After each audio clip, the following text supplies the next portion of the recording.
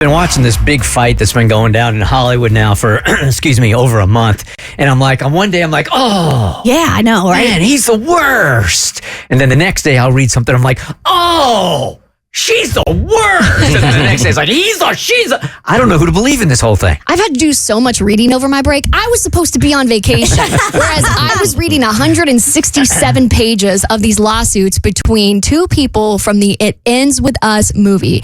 So in the left corner, we have A-list actress and fashion icon, Blake Lively. And on the other side, we have that one guy who was in a CW show a while back. Justin Baldoni versus Blake Lively. I was so into this whole thing that I actually watched the movie to see the chemistry problems on a flight. And I didn't see any. Well, I mean, if you watch the movie, it just looks like a typical film. You don't see really any issues. And the reason why we're talking about this period is we knew there was some tension happening when the film came out earlier this year. It came out, I believe, in August. It was a really exciting film for the Book Talk girlies. It Ends With Us is one of the biggest books to come out in the last 5 years or so. It's by an author named Colleen Hoover, who has a very long reputation with girls who love to read romance novels. But this specific book is actually about domestic violence. And so Blake Lively got a ton of backlash earlier this year because while we were seeing Justin Baldoni, who had the rights to the movie, who directed it, who owns the company that produced it, we saw him talking a lot about domestic violence. And then you'd flip over to see Blake Lively, and there were a ton of tone-deaf interviews that made her look terrible. And so she got this horrible reputation of not taking domestic violence seriously, of trying to make it like the Barbie movie. And wasn't she saying stuff like, put on your floral dresses and come check out this movie? Yeah. With your girlies, make it a girl's night. Yeah.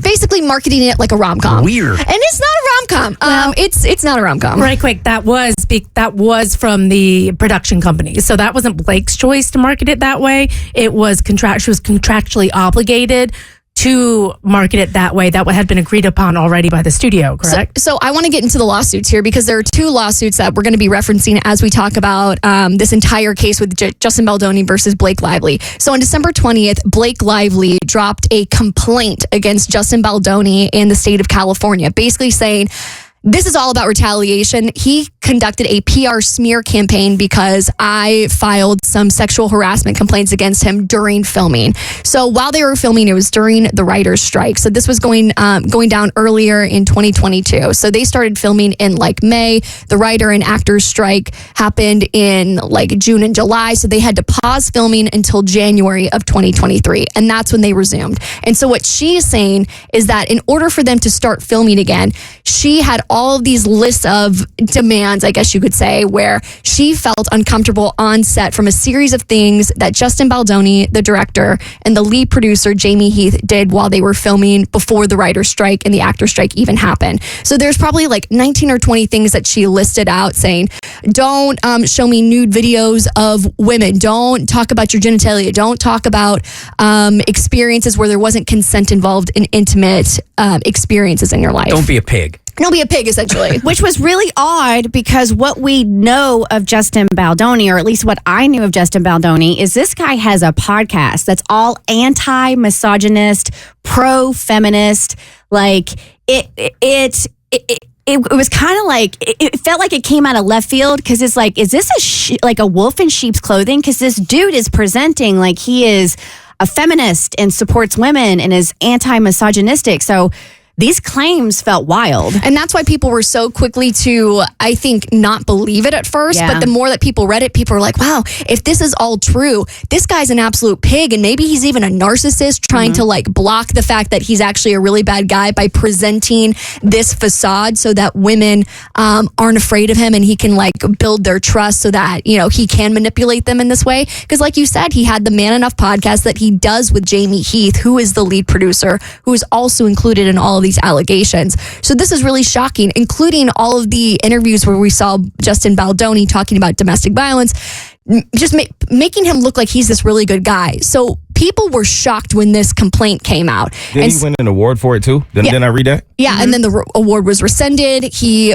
when this complaint came out, he was dropped by WME, which is his agency that he's a part of. The agent that conducts all of his business dealings. It's the William Morris agency. It's the biggest one in Hollywood. It's huge. It's massive. I think even Ryan Reynolds is a part of it. So basically, there's this huge complaint that says that this guy is a really bad dude. And then also the smear campaign too. Like when you go into the details and like, I mean, they came with receipts, with emails, with text messages. Like because of the stuff that went down on set, it was basically like, all right, Justin, they know that all this stuff went down on set. So to preserve his image, they're like, we need to attack first and we need to go after her and like create this whole smear campaign to get everybody against her. And there were like text messages and emails where they're high-fiving each other because the campaign is working so well and people are turning on Blake Lively. But did I not read, Abby, you would probably know better than I did, that those texts that Blake Lively's team put out were edited? Yes. Okay. So that's when I'll get into this to the other side. So of course they included some screenshots from text messages where they were sending screenshots of different Daily Mail articles and different Page 6 articles that made Blake Lively look really bad or brought up old interviews that made her look unfavorable. And the text messages that you're specifically referencing, there's one that said something along the lines of like, oh, this is so good. You really outdid yourself with this one. And then the next person responded, that's why you hired me, didn't you? And so it basically made it look like, oh my God, they really did try to make Blake Lively look terrible in the press. So that's what we felt like for about a week. So then on New Year's Eve, we get a lawsuit from Justin Baldoni. And I am putting that word in bold, italices, and underscore because there's a huge difference between what Blake Lively and Justin Baldoni did. So this is what really made people stop and think once lawyer TikTok started talking about this. And that's where I got sucked in. I got sucked into lawyer thread. Like as something would pop up on my Instagram and I wasn't going to read these entire like lawsuits, right? These 160 page docs, but these lawyers did. And I'm going like listening to these lawyers and I'm like, who am I supposed to believe? All right. So this is like the top thing that Justin Baldoni's lawsuit lists out is that Blake Lively chose not to file a lawsuit against Baldoni, Wayfar, which is the production studio, or any of the other plaintiffs. She filed what's called like a complaint. So this basically keeps her from going under something called the discovery process. So she wouldn't have to answer questions under oath or produce any other text messages or communications between other people. So basically, Justin Baldoni filed a lawsuit, which is like, yes, I have nothing to hide. Ask me anything. I'll do anything under oath. Whereas Blake Lively filed a complaint, which basically said, here, I'm sending this to the office for you guys to look at and decide whether or not you want to take this case. But you don't have to ask me any questions about this. So they're basically saying she did this as a PR move because then it was leaked to the New York Times. Leaked meaning she probably gave it to the New York Times. Basically saying, we just want to get our story out there to make it look really legitimate. We're going to put this in all of these legal terms and make it look like we're really going to take action. But what she really did was just put out, something that she doesn't have to answer for. Whereas Justin Baldoni filed a legitimate lawsuit against the New York Times.